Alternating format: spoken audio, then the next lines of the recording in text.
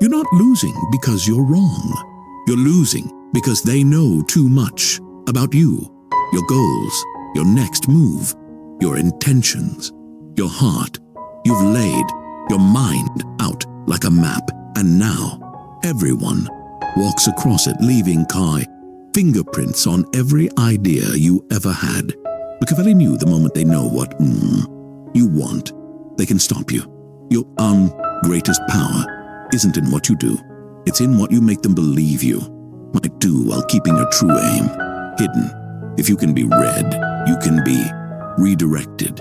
If you can be predicted, you can be prevented. And if you can be unexplained, you can be controlled. You think you're being honest. You think being real is noble. You think explaining your intentions will earn respect. But what you don't see is what they do with that information. They mirror your goals to win your trust. They undermine your path before you can walk it. They plant doubt with a single, whispered opinion. They preempt your move and take credit for it. You didn't lose because you failed. You lost because someone else got to your finish line first. Machiavelli would say, if your enemies know your next step, you've already handed them the knife. You want to be seen. You want to be understood. But here's the brutal truth. Visibility is vulnerability, and vulnerability in the wrong room becomes your execution. The kindest smiles often hide the sharpest knives, and the more predictable you are, the easier it is to plan your destruction. Look at the most powerful rulers, the most dominant leaders, the most feared tacticians. They never revealed everything. They spoke in half-truths. They shared just enough to be trusted, but never enough to be stopped. They let people think. They understood them right before they made the move no one saw coming. There's a reason the silent one in the room commands attention. There's a reason the person who speaks less is listened to more, because we fear what we don't understand, and we obsess over what we can't predict. Mystery doesn't just make you interesting, it makes you dangerous. When people don't know what you want, they can't block your moves. They can't manipulate your decisions. They start to question themselves, not you. You stop being a piece on the board and start becoming the player no one can track. That's when power begins. You tell people your next move because you're looking for reassurance, validation, approval. But Machiavelli would say, every time you speak your intent, you give away leverage. And if the person you're speaking to is not fully loyal to your own elevation, what you call honesty becomes ammunition. Here's what they'll do. Smile, nod, encourage you, then plant doubt, then delay you, then quietly do it before you. All while you thought they were in your corner. They weren't. They were in your blind spot. The Machiavellian doesn't announce. He observes. He sets traps. He lets others reveal themselves. And when the moment comes, he acts decisively, ruthlessly, and without warning. This is the art of stealth power. No declarations, no validation seeking, no public promises, only outcomes. Let them see the result, not the process. Let them ask, how did he do that? Not what's he really going to do it. You want power? Speak less, move silently, and strike like you never planned it. You don't need to tell them what you're building. You don't need to explain why you disappeared. You don't need to share the blueprint just to feel less alone. Let them think you're lazy. Let them assume you're failing. Let them mock your silence, because when the results arrive, there will be nothing to say, only to watch. Machiavelli wouldn't just advise this. He lived it. He wrote one of the most dangerous political philosophies in history and hid it behind layers of flattery, performance, power, and noble pretense. That's how you play the game. You don't just survive, you outthink, you outwait. And then when they least expect it, you dominate. One of the greatest advantages you'll ever gain is being underestimated. Machiavelli understood it is better to be feared than loved, but even better to be doubted until it's too late. If they think you're weak, you're free to build in peace. If they think you're slow, you'll always be one step ahead. Let them mistake your silence for confusion. Let them interpret your calm as inaction. Let them think they figured you out, because every second they assume, they know your next move is a second. You've already shifted the board. The body's most powerful players in any field use one tool religiously: misdirection. Say yes and quietly do no. Say soon and move in silence today. Say nothing and let the tension build until you act with overwhelming force. We see misdirection is not deception. It's control over perception, and perception is the foundation of power, because if they believe the wrong thing, they move wrong. And if they move wrong, you win without ever lifting your voice. Modern culture worships openness. Be key, transparent. Be authentic. Let people see your process. But Machiavelli would laugh at this. The more they know your process, the easier it is to predict your next move. The easier it is to copy your ideas, hijack your momentum, or quietly sabotage your path. Transparency makes sense when you're in power. Until then, you're just handing out weapons.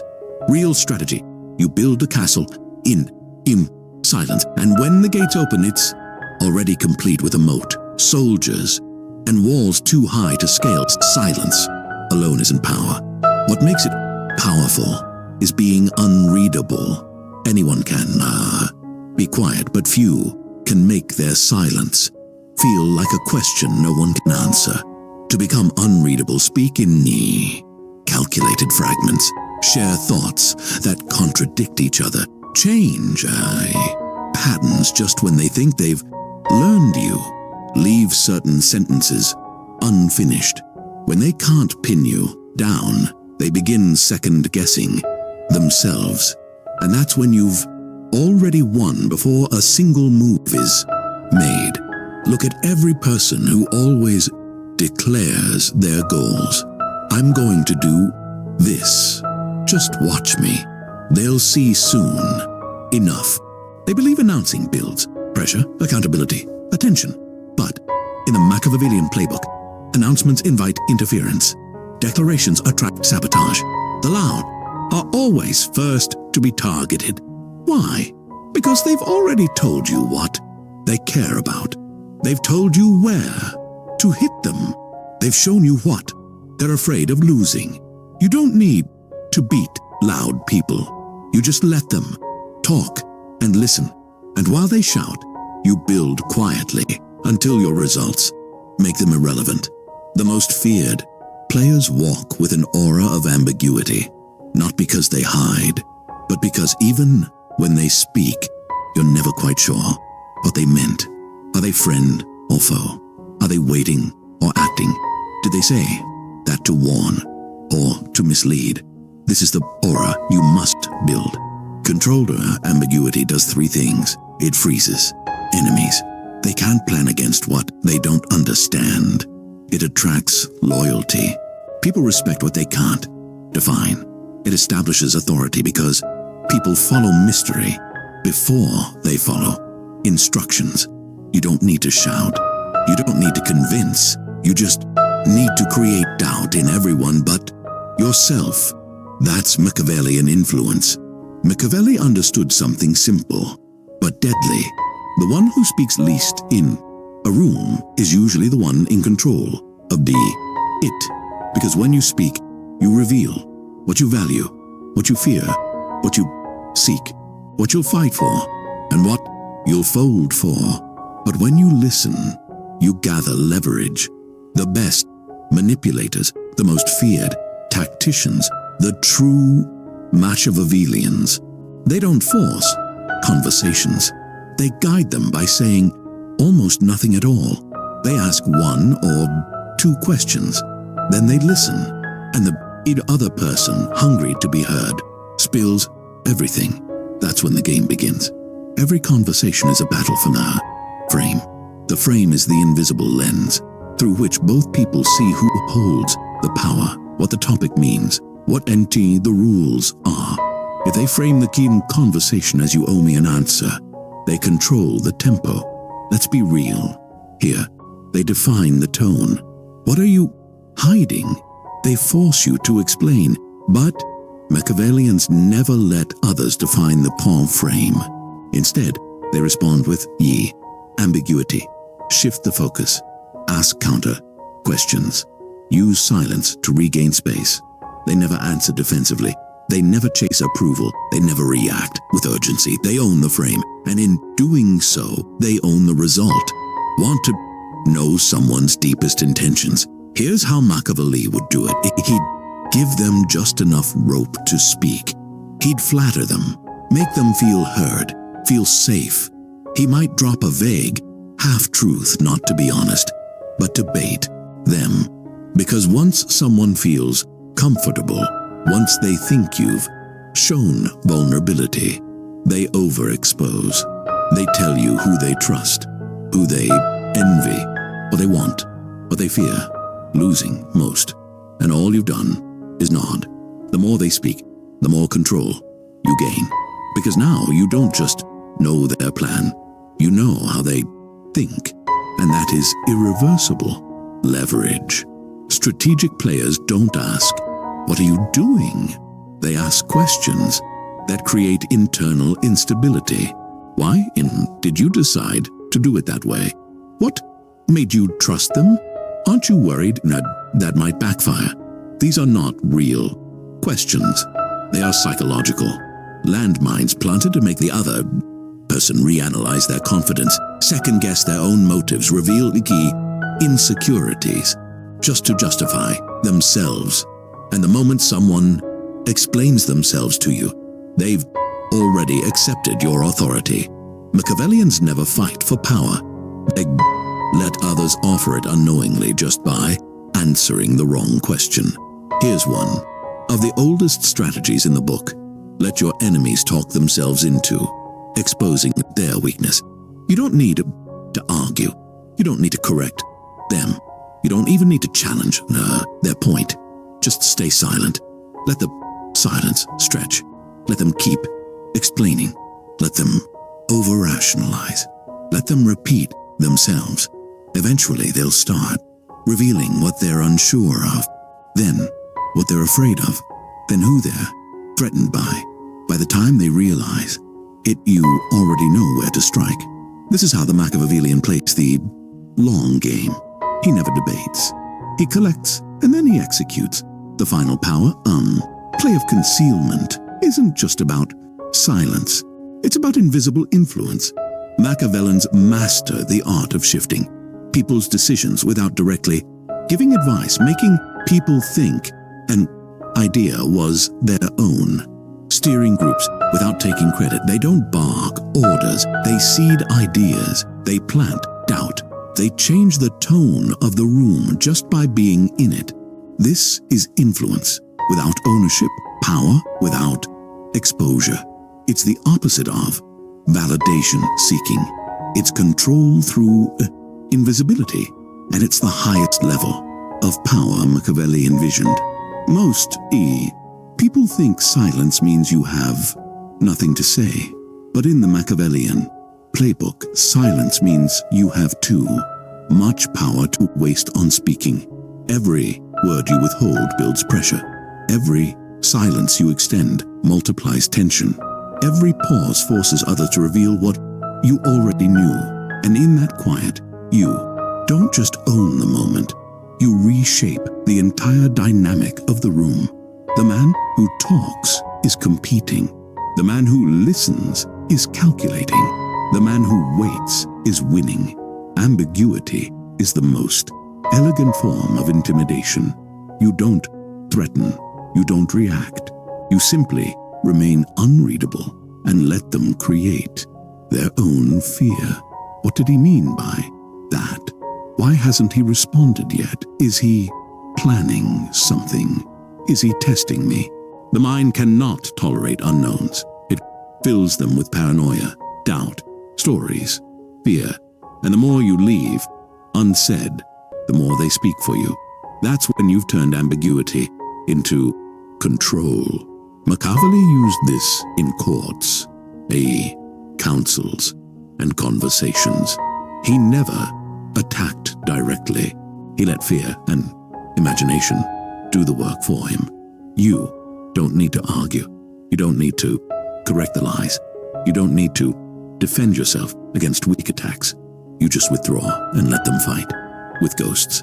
That's how you make silence feel louder than outrage. People expect you to defend, to react, to explain, because that puts them in control. But when you give them nothing, they panic. They replay the last thing you said. They question if they crossed a line. They wonder if you're done with them. Your silence now holds all the power their words try to steal. That's how Machiavellians make absence feel like presence.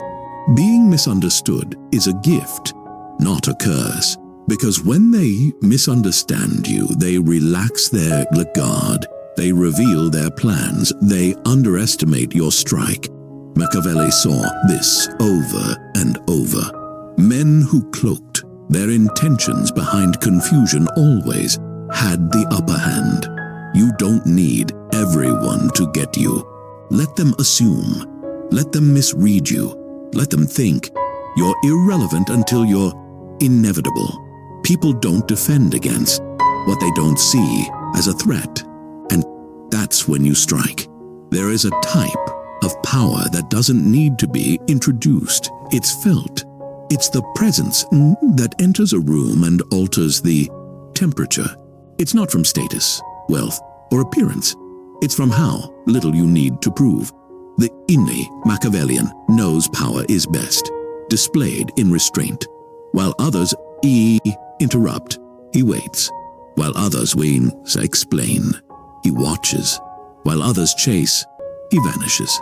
And suddenly, everyone adjusts to him because we are drawn to what we don't understand, especially when it doesn't need our approval to exist.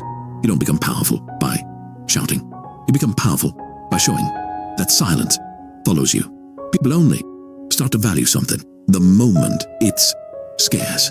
And the most valuable form of attention in today's world, the kind that's not chasing anyone. You want to know how to make someone fear you without ever raising your voice. Withdraw your attention. No warnings, no explanation, just space. And then let them sit in it. Let them question themselves. Let them chase closure. Let them beg for the clarity you once gave too freely. Because the moment your presence becomes optional is the moment they start realizing they're replaceable. Machiavellian strategy isn't loud. It's precise. It's cold.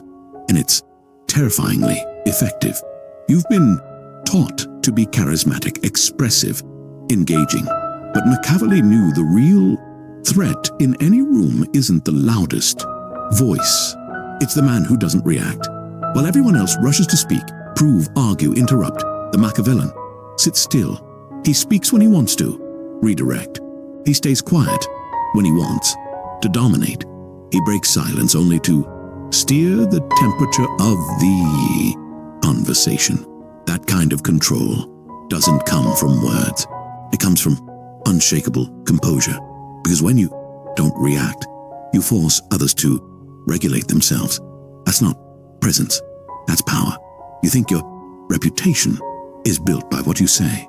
It's not. It's built by what you don't say. The person who doesn't explain himself, the one who never clarifies all rumors, who never corrects the weak, opinions of others, becomes a mystery people argue about but can never define. And what can't be defined can't be dismissed. Machiavelli believed your influence shouldn't rely on your defense. It should rely on your distance. Let them wonder, is he angry or just calm? Did he ignore me or is he watching me? Was that silence, permission, or punishment? That's how reputations are born, not from noise, but from controlled absence. Fear doesn't always come from power, it comes from uncertainty. If they don't know what you want, they don't know how to stop you. If they don't know what you feel, they don't know where to hit you. If they don't know what you're thinking, they become obsessed with predicting it. And that obsession, that constant analyzing, second-guessing, paranoia, it puts them beneath you without you ever needing to dominate. You don't need to show your hand.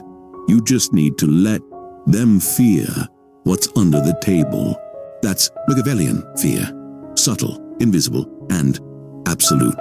Here's a tactic most never see coming. You can control a conversation great without leading it. Let them talk. Let them feel in charge. Let them think they're winning your attention and then interrupt once. Ask a sharp question. Make one calm but cold statement that shifts the vibe. You'll feel the energy. Pivot. Their voice drops. Their hands move slower. They measure their words. Because in that one moment, you reminded them, I'm letting you speak. Not because I need to listen, but because I already know what you are. You don't need to dominate every moment. You just need to break one perfectly. Words are finite, but what you might know, that's infinite in their mind. You didn't deny. You didn't confirm. You just didn't answer. And that silence keeps echoing in their head. They start reviewing every move they've made. They start questioning what you might have seen. They start pulling back, not out of guilt, but because your silence makes them feel exposed. This is how powerful men govern rooms, deals, even empires, not by broadcasting their knowledge, but by letting others imagine how dangerous they might be. Machiavelli didn't preach transparency. He preached fear through uncertainty. And the longer you hold that silence, the louder it becomes in everyone else's mind. At some point, you stop being a presence and start becoming a rumor. He doesn't say much, but he always knows. Be careful. He watches everything. If he goes quiet, something's coming. That's not built in public. That's built in shadows. You don't ask for attention. You command it by not needing it. You don't chase influence. You radiate it by being unreadable. And you don't force fear. You let it build in others organically, because your silence says everything they're afraid to hear. Machiavelli knew this deeply. When you disappear, you don't shrink, you expand. Because people don't remember consistency. They remember mystery. They remember what you didn't say. They remember the moves you almost made. They remember the man who vanished just before they figured him out. This is how you let silence become your legacy. You don't need to post. You don't need to show up. You don't need to explain why you're gone. You just disappear. And in that space, your value multiplies. From this point on, every word you speak must serve one of two purposes: to escalate your presence or to reinforce your mystery. If it doesn't do either, you hold your tongue, because the more they hear you, the more they understand you, and the more they understand you, the more they believe they figured you out. Machiavelli would rather be hated as a phantom than loved as an open book. Your reputation isn't made from visibility. It's made from calculated silence and perfectly timed impact. Say little, mean everything.